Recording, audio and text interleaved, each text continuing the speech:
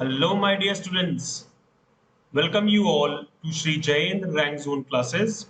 I am your mentor and your friend for the subject biology, and I will be taking the zoology part, that is animal science. My dear students, in the last lecture, we have completed the morphology of Periplaneta americana, means cockroach, and now we are going to study about the anatomical features of cockroach. So starting with the anatomical features of cockroach, we will start with the body wall. Although before starting with the topic, I would like to tell you that according to the answered syllabus and the need syllabus, the main portions you have to cover in anatomy is the digestion, mean the digestive system, the blood vascular system, that is circulatory system, okay, mean all the organ systems. Body wall and related questions are very free, are very minimally asked in the previous year questions, but I will not let this topic, untouched by you.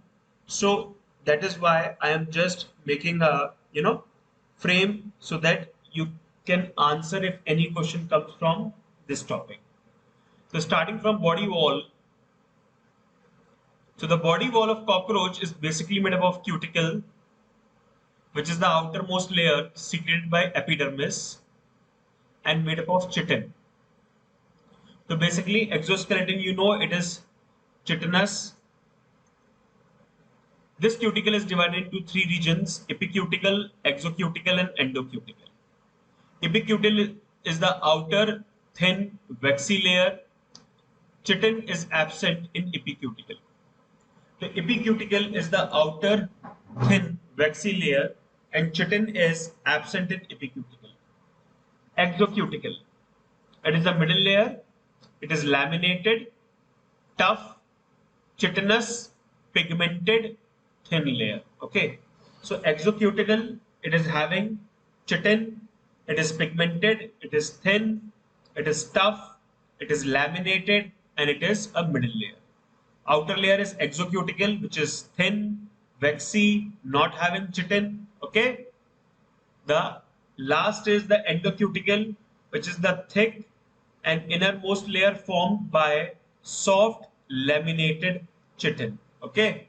So both exocuticle and endocuticle, they are laminated. Okay. And they are having chitin.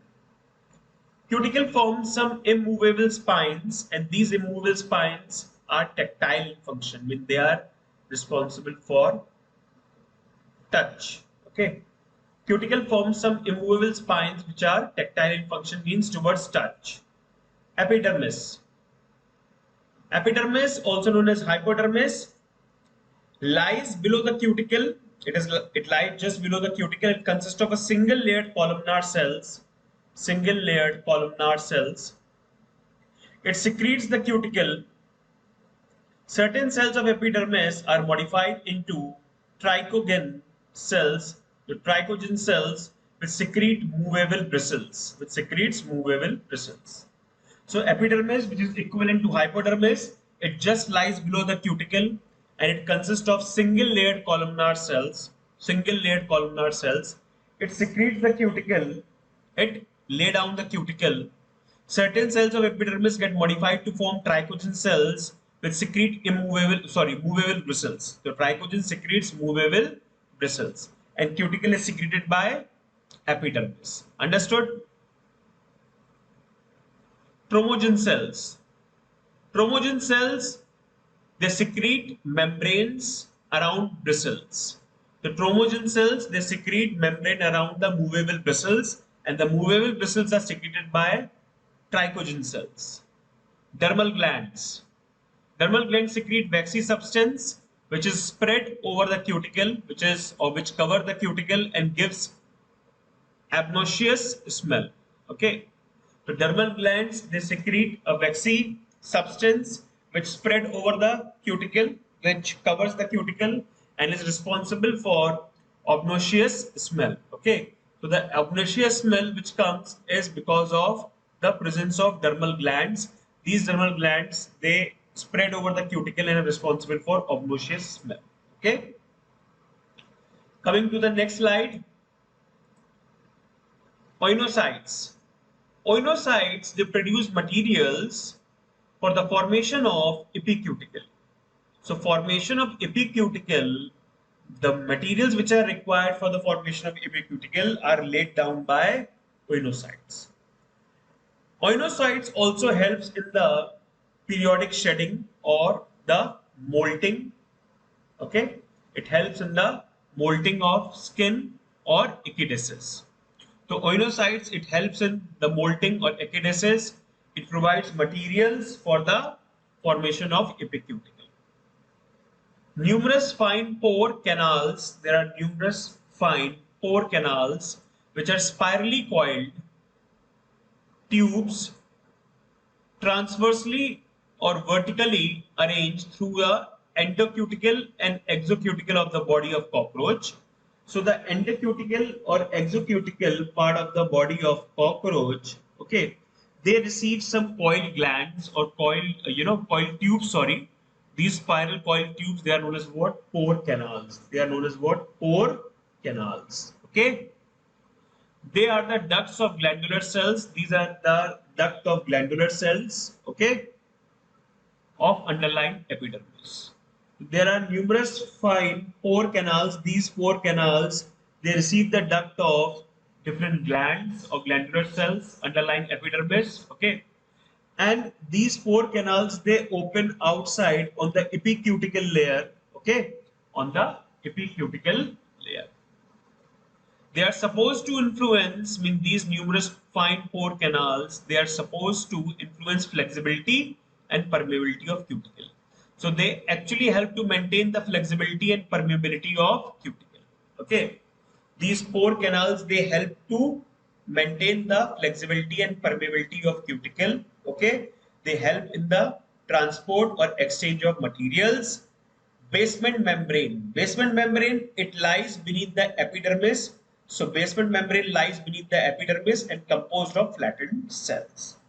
Basement membrane, it lies beneath the epidermis and composed of flattened cells. So the basement membrane is at the, we can say it is the innermost part. Then comes oinocyte, which is followed by epidermis. Epidermis, it is covered by endocuticle, then exocuticle, and then epicuticle. Okay, so actually from inner to outer is like this: basement membrane, which is having a layer of oinocytes, which further form epidermis. Epidermis lay down cuticle, endocuticle, then exocuticle, and then epicuticle. Dermal glands are in endocutical part. Okay, pore canals, they continue from the endocuticle till epicuticle. Understood? Now coming to next slide, endoskeleton and body cavity. There are certain processes which basically invade in the internal of the body region to form endoskeletal elements. So at some places, certain processes or projection of exoskeleton, they extend into the body and form endoskeletal elements. These provide attachment to the muscles. These endoskeletal elements, they provide attachment to the muscles and hence called apodemes. They are known as what? Apodemes. So apodemes, they are the basically, we should say that apodemes, they are the attachment of, endoskeletal elements to the muscles. So apodemes, through apodemes, the endoskeletal elements, they attach to the muscles. Now, these apodemes, they are further categorized into a tent-like tentorium, which forms the endoskeleton of head. So tent-like tentorium, which forms the endoskeleton of head. In the thorax region, the separate processes of sternites of 3 segments form endoskeleton. So in the thorax region, all the three segments, the separate processes of sternites, they form endoskeleton. Abdomen is not having endoskeleton in case of cockroaches. So in case of cockroaches, and abdomen doesn't have endoskeleton. You know, means the head is having, the thorax is having, head is having tentorium, thorax is having the sternites, okay, and abdomen is not having endoskeletal elements. Body cavity, true body cavity is found in embryological development. In adults, the original body cavity just surround the gonads, okay, it covered the gonads. Body cavity is filled with the blood known as hemocoel, which is divided into two horizontal perforated partitions or diaphragms into three spaces. So basically, the body cavity or the hemocoel, which is the blood-filled cavity, is divided into three regions, three spaces: the pericardial, the perivisceral, and perineural sinuses. So there are three spaces known as pericardial, perivisceral, and perineural sinuses in which the hemocoel is divided. Okay. So the endoskeleton body cavity, it includes basically what? That some of the exoskeletal processes, they come deep down into the body to form endoskeletal elements. Endoskeletal elements, they attach with the muscles with the help of apodemes. Okay. Endoskeleton of head is tentorium, endoskeleton of thorax is sternites, endoskeleton of abdomen, no endoskeleton of abdomen. Okay. Body cavity is true and is found in embryological development. In adults, original coelom is present around the gonads. Body cavity is filled with blood, that is known as what? Hemocoel, which is divided into two horizontal perforated partitions or diaphragms, which further divide into three spaces: perineural, perivisceral, and pericardial. Okay. Fat body. Fat body, also known as corpora adiposa. Corpora adiposa. It consists of solid lobules. Okay, many solid lobules. It forms a fat body. It fills most of the perivisceral sinus. It helps to create a cushion around along the perivisceral sinus around the gut. It is bounded by a fine membranous covering of connective tissue. It is bounded by a fine membranous covering of the connective tissue. So fat body or the corpora adiposa, it consists of solid lobules, numerous solid lobules. It fills most of the perivisceral sinus around the gut, and it is bounded by a fine membranous covering of connective tissue. Trophocytes. Trophocytes, they are the reserve for food. They are the reserves for food, especially fats, glycogens,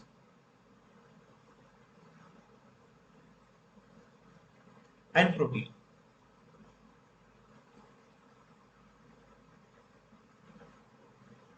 Understood? Mycetocytes.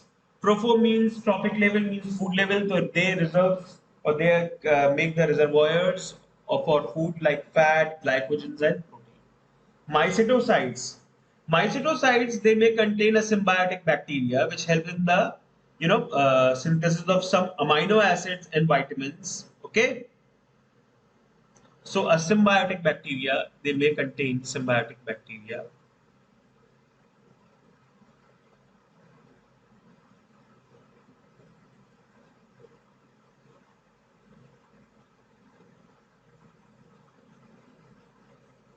May contain symbiotic bacteria which help in the synthesis of some amino acids.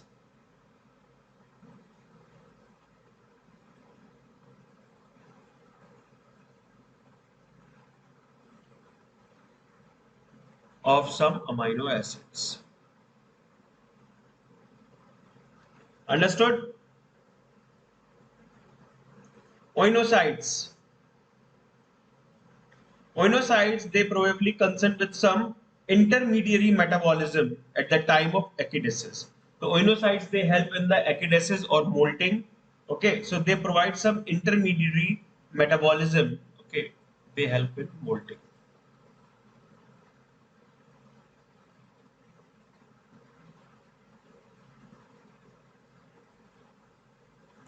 Then urate cells.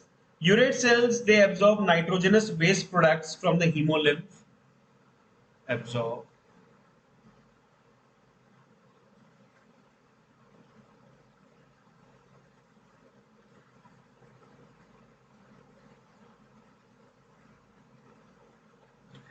waste products, nitrogenous waste products from hemolymph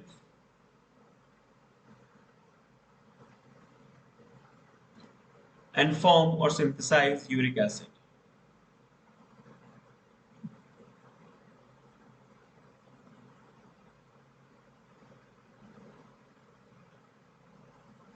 Okay. Now, one thing most important, all the organisms which are uricotilic, when we secrete urea, uricotilic means uric acid. Uric acid is secreted in the form of dry pellets. Excreted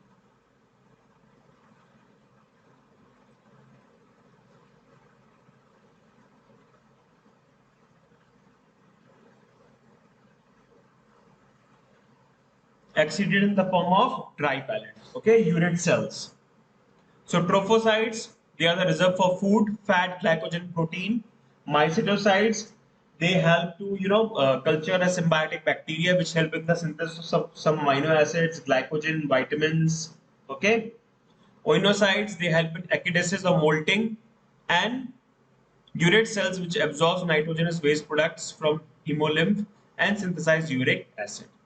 Now coming to next, digestive system. My dear students, now we are going to start very important digestive system. In cockroach, digestive system includes alimentary canal and digestive glands. So in case of cockroach, the digestive system, it includes alimentary canal and digestive glands. So we will be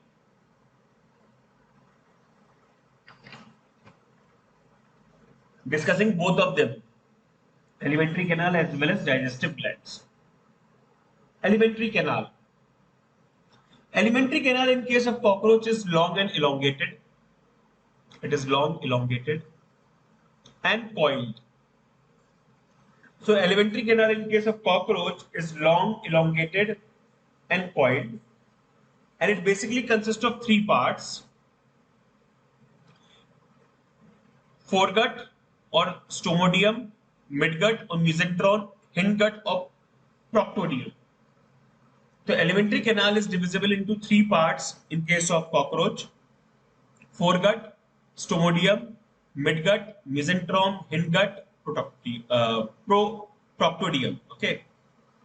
The alimentary canal starts from mouth and ends with anus. Okay, it starts from mouth and ends with anus. Understood? Stomodium and proctodium are ectodermal in origin. Stomodium and proctodium are ectodermal in origin, and so they are internally lined by chitin. Okay. Stomodium and proctodium means the hindgut and the foregut. They are ectodermal in origin, so they are internally lined by chitin. Mesentron is endodermal in origin, so it is not internally lined by chitin.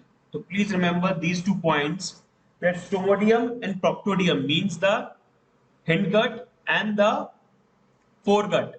They are ectodermal in origin, and that is why they are lined by chitin. Okay. Mesentron is endodermal in origin, and that is why it is not internally lined by chitin. It is not internally lined by chitin.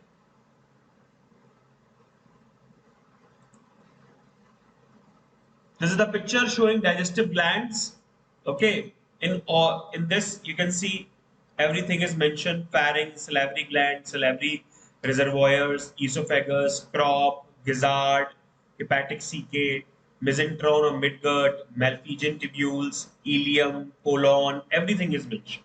Rectum. Okay.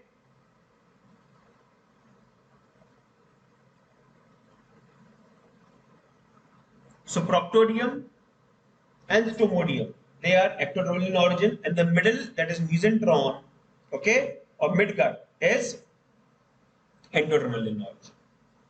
Proctodium, also known as foregut, mesentron, midgut, and proctodium, hindgut, mesentron, midgut, and stomodium, foregut. Okay. So now we are going to discuss about stomodium. Stomidium, also known as foregut, right? In cockroach stomidium, it includes pharynx, esophagus, crop, gizzard. Mouth is present on the lower side of head. Stomidium or foregut, it consists of pharynx, gizzard, crop, and esophagus, and also mouth. Mouth is present on the lower side of the head. Okay. But basically, mouth we have discussed in the masticatory part, right? So, foregut, the main parts are the preoral cavity, mouth, pharynx, esophagus, crop, and gizzard. Okay. I'll write it down along with plus preoral cavity.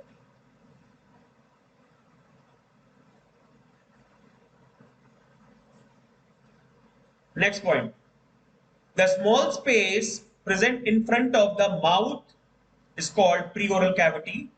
Preoral cavity is basically the small space which is present in front of the mouth. Mouth parts are arranged around the preoral cavity. Mouth parts are basically arranged around preoral cavity, right? Mouth leads into muscular tube known as pharynx. Mouth leads into a mouth, opens into a muscular tube which is known as what? Pharynx. Pharynx further leads into a narrow and short tube known as esophagus. So mouth into pharynx, pharynx into esophagus. Then esophagus open into a crop, which is a sac-like structure. Crop, which is a sac-like or a bag-like structure.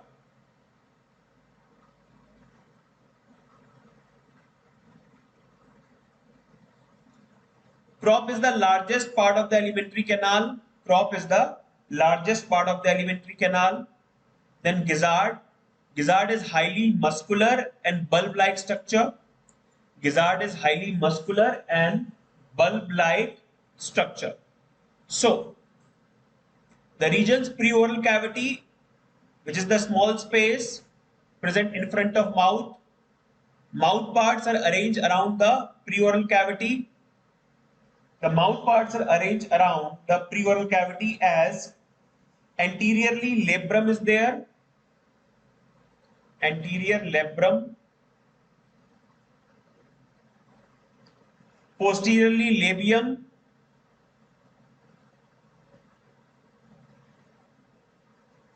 And laterally by maxilla and mandible.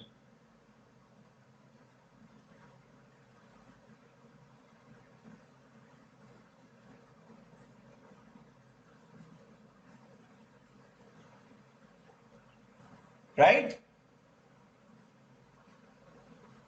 So preoral cavity basically is covered by anterior labrum, posterior labium, laterally by maxilla and mandible.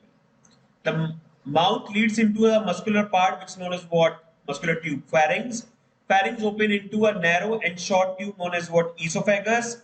Esophagus open into sac-like structure, bag-like structure, crop. Crop is the largest part of the alimentary canal. Crop is basically the largest part of the alimentary canal in case of cockroach. Then gizzard. Gizzard is highly muscular and bulb-like structure. Gizzard or proventriculus. Gizzard is also known as proventriculus.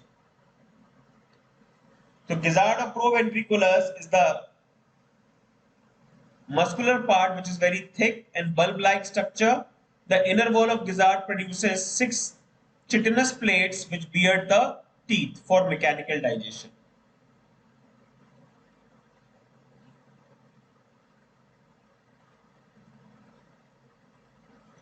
So inner wall of gizzard produces 6 chitinous plates which bear the teeth for mechanical digestion. Below the chitinous plate, soft pads and bristles are present. Just below the chitinous plate, soft pads and bristles are present. They form sieve-like structure which act as a filtering apparatus.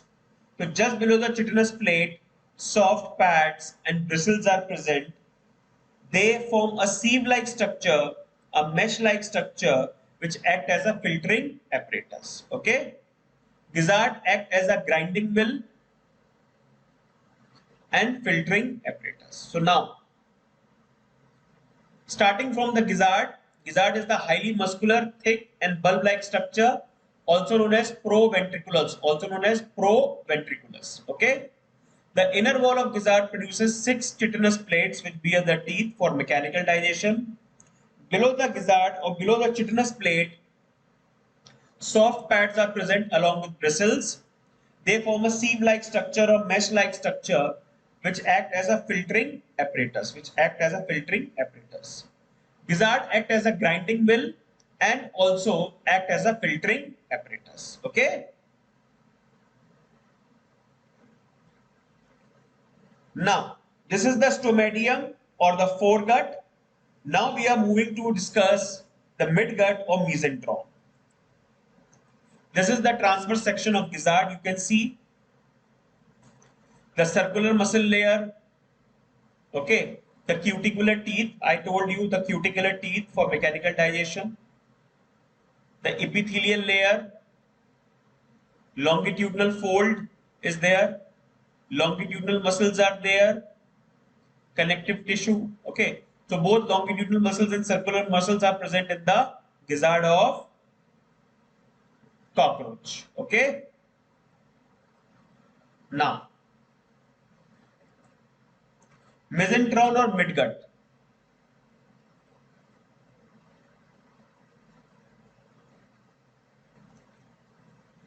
A wall between stomatium and mesentron is known as what? Stomodele wall. Okay, that is known as what? Stomodele wall, which is present at the junction of gizzard and mesentron. Okay, so gizzard is the last or terminal part of foregut or the stomatium.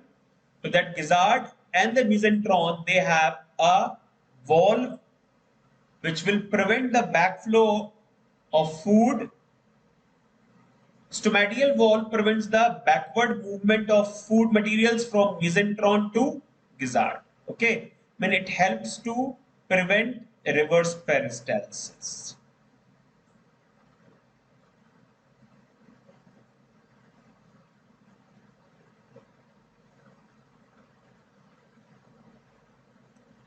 Okay, so stomatial wall is just like the cardiac sphincter.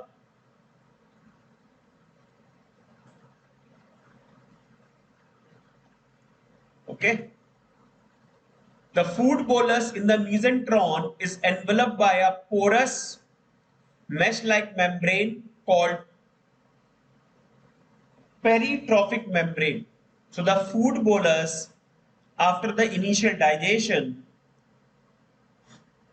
it forms, mean the mechanical churning, after mechanical churning, it basically is covered or enveloped by a porous mesh-like membrane, known as what? Peritrophic membrane. Okay. Main digestion and absorption of food carried out in mesentron or midgut only. The peritrophic membrane protects the wall of the mesentron. It protects the wall of the mesentron from hard food materials. The peritrophic membrane, it covers and it protects the wall of mesentron from hard food particles. Here, please mention this important term, that main digestion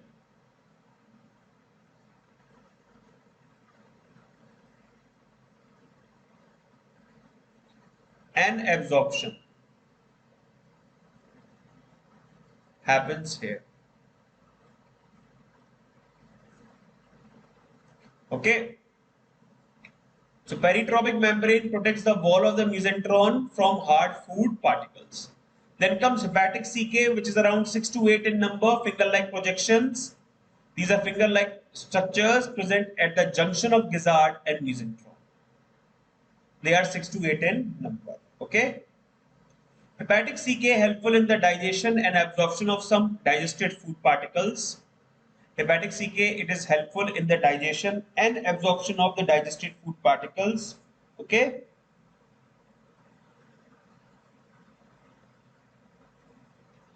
Mesentron is lined by endodermal cells. Mesentron or the midgut is lined by endodermal cells. The anterior part of mesentron is internally lined by glandular epithelium, mesenteric glands, which secretes mesentron. Okay, is the main site of enzyme production or digestion or absorption. So anterior part of mesentron is internally lined by glandular epithelium or mesenteric glands. Okay, which secretes different types of gastric juices, okay, or gastric enzymes.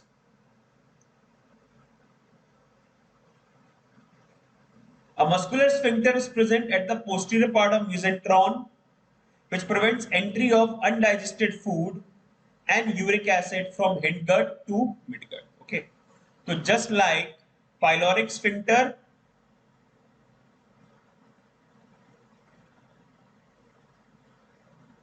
this sphincter, it helps to, you know, the entry of undigested food and uric acid from hindgut to midgut. Understood?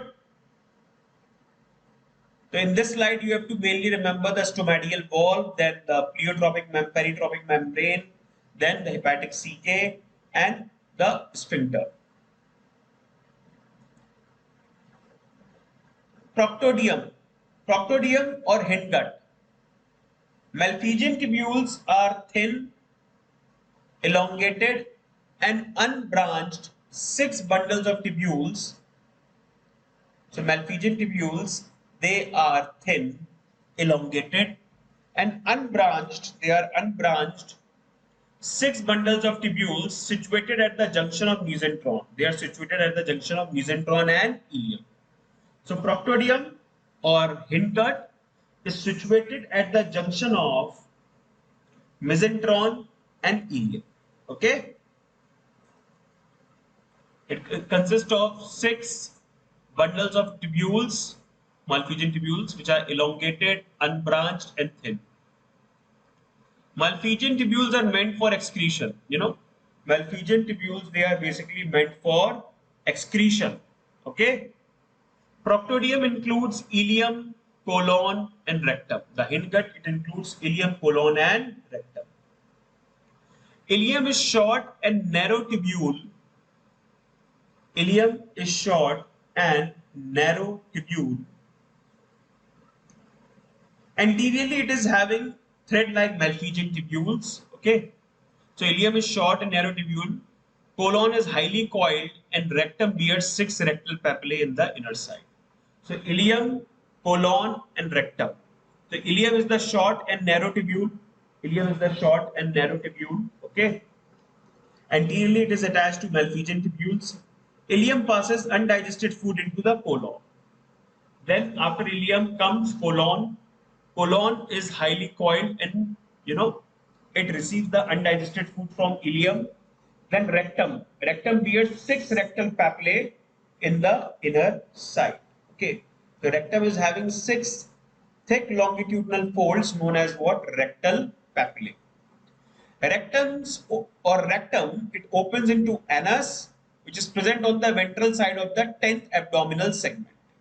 So the opening of anus is on the 10th segment on the ventral side. So on the ventral side of the 10th segment, the rectum opens. So this is about proctodium or hindgut. We learn about the stomatium or the foregut. We learn about the mesentron or the midgut, and then comes proctodium or the hindgut. Okay. Now coming to next, this is the picture showing a transverse section of rectum. Okay. This is the lumen.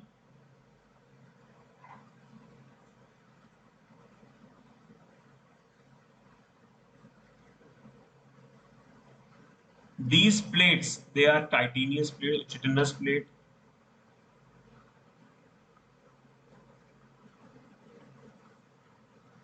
Okay.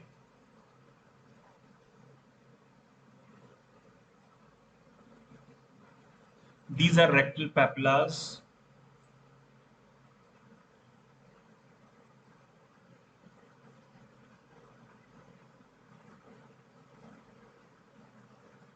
Understood?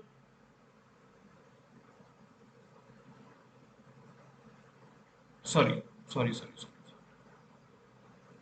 These are rectal papillas and they are trachea.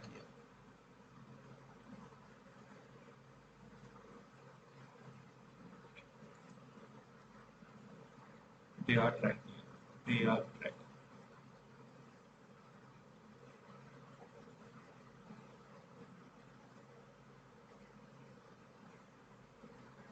Trachea.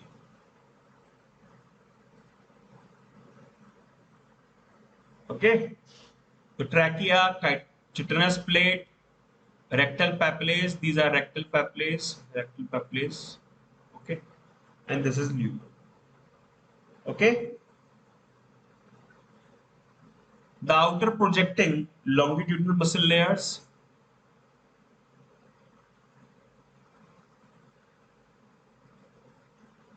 And these are the circular layers.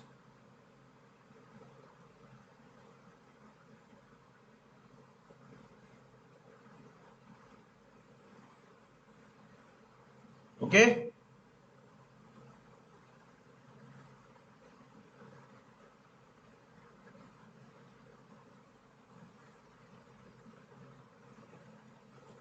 Now coming to next, digestive glands. Digestive glands include salivary glands. Digestive glands mainly include salivary glands, hepatic CK, and mesenteric glands.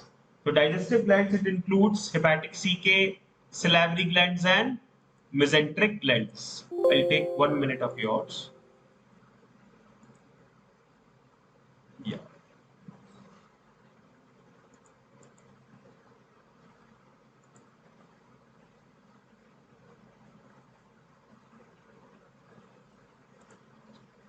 The digestive glands include salivary glands, hepatic CK, and mesenteric glands. Okay.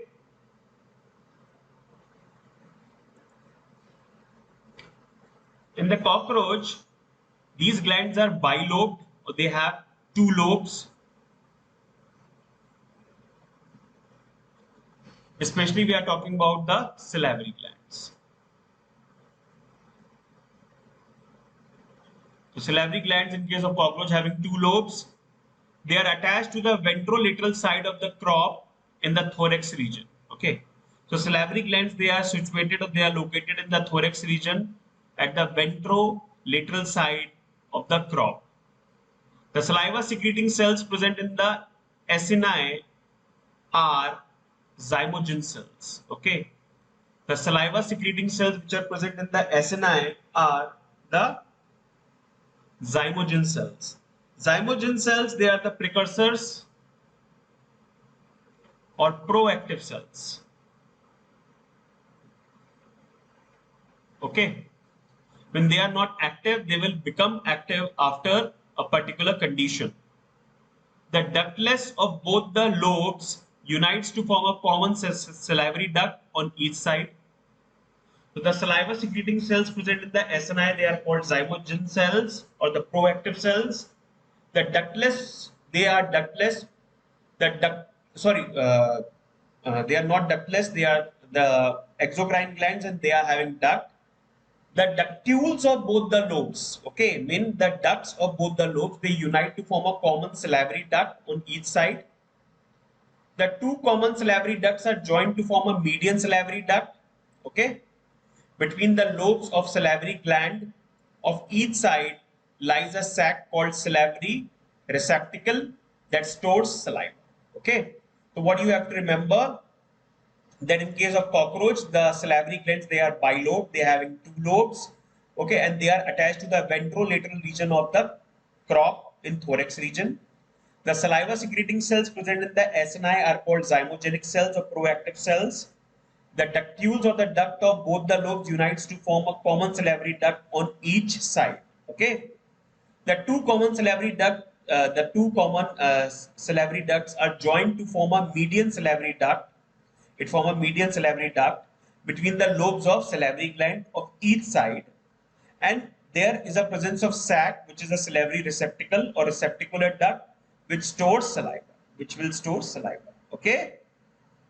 Is it understood, everyone?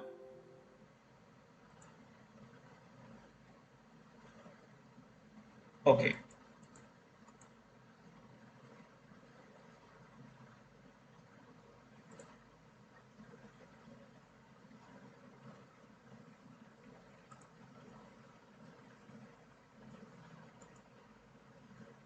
It leads into the receptacular duct or reservoir duct. It leads into the receptacular duct or the reservoir duct, which stores saliva. The receptacular duct of the two receptacles are united to form a common receptacular duct or common receptor duct. The median salivary duct opens into the common receptacular duct. There is a median salivary duct, which is the joining of two common salivary ducts. So it is just like I'll tell you that there are two lobes. So each lobe is having one salivary duct. The salivary duct it will join to form a common salivary duct. Then the common salivary duct further join to form a median salivary duct. Okay, common salivary duct is present on both the lobes on both the sides. Okay, and this common salivary duct is joined to form a median salivary duct. Now the median salivary duct is having the salivary receptacle that stores saliva.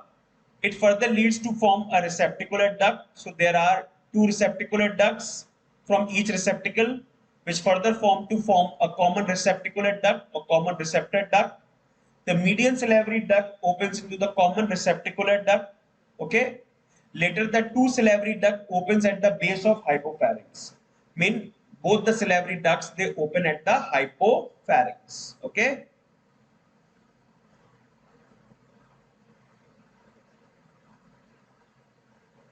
They open at the base of hypopharynx or the lingual region. Acinar cells of salivary gland secrete saliva which contains starch digesting enzyme like amylase. Okay. So the acinar cells it secretes saliva which contains starch digesting enzymes amylase. Okay. Along with it, saliva also contains chitinase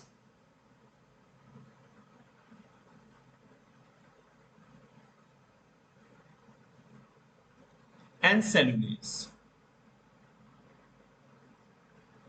Cellulase which will work against the cellulose, chitinase will break which will break chitin, and amylase to break the amylopeptide link, the uh, amylose linkages or the glycosidic linkages. Okay, so this is about the salivary gland. Okay, now coming to next, hepatic CK. Hepatic CK are 6 to 8 tubular structures which are finger-like. Okay, 6 to 8 tubular structures.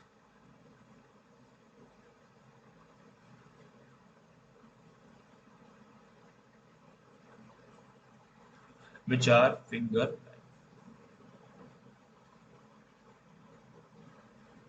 Hepatic CK also termed as the midgut CK. They contain secretory and absorptive cells. The hepatic CK also termed as midgut CK or gastric CK, also known as gastric CK.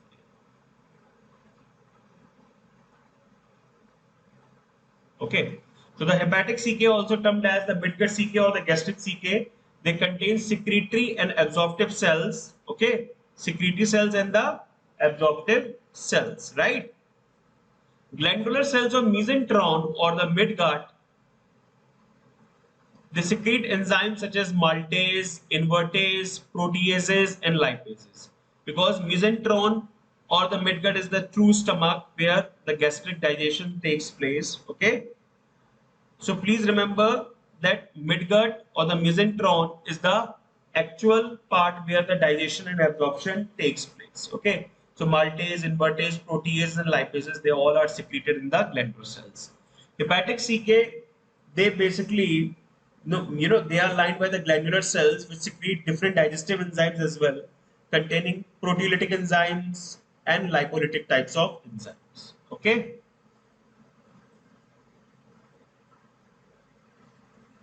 Now coming to next, If someone asks you what is the function of hepatic CK, it basically helps in the digestion. It is lined by glandular epithelial cells which secrete digestive secretions like amylolytic, proteolytic enzymes. Okay.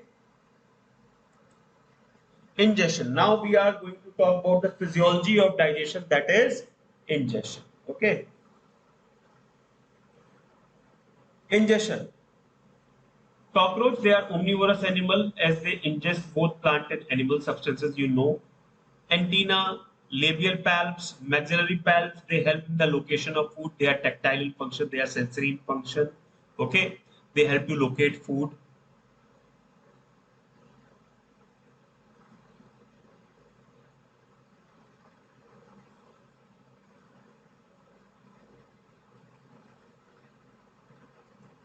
The food seized with the help of forelegs, labrum, labium, and passed to mandibles for biting and chewing. Okay, the food is basically grasped by forelegs, labrum, labium, and passed to mandibles for biting and chewing. So please remember the food is grasped, it is captured with the help of forelegs, labium, and labrum, and passed to the mandibles for biting and chewing. Mandibles help in biting and chewing the food materials. Lecinia, Gilia, Glossae, Paraglossa hold the food during chewing. Okay. So Lecinia, Paraglossa, Glossa, and Gilia, they hold the food hold the food during chewing. Labrum and labium, they prevent the fall of the food particles at the time of mastication. Labrum and labium, they interlock the food particle. Interlock the food particles.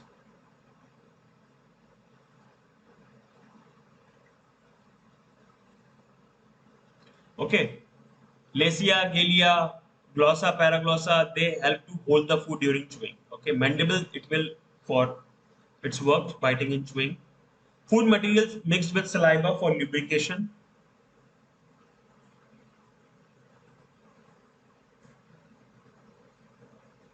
Okay.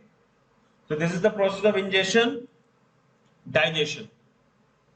After swallowing the food through pharynx and esophagus, it reaches crop, where most of the food is digested because the backward movement of the digestive juice from mesentery to crop is known as regurgitation occurs through the grooves of gizzard.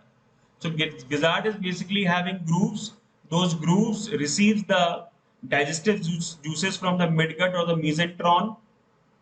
Okay.